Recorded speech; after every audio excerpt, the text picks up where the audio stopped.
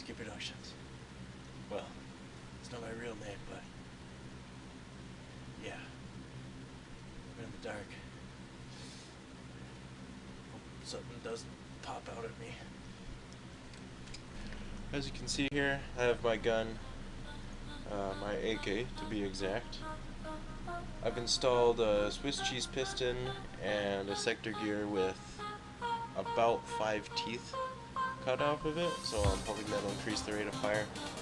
I have an ASG motor in here. I believe it's 35,000 revolutions per minute. It has pretty good magnets as well, so decent torque for the speed. So we're gonna give this a quick go, see how fast it is.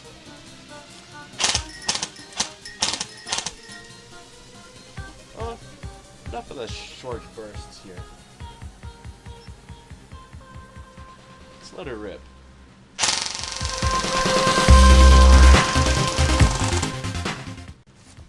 There we go.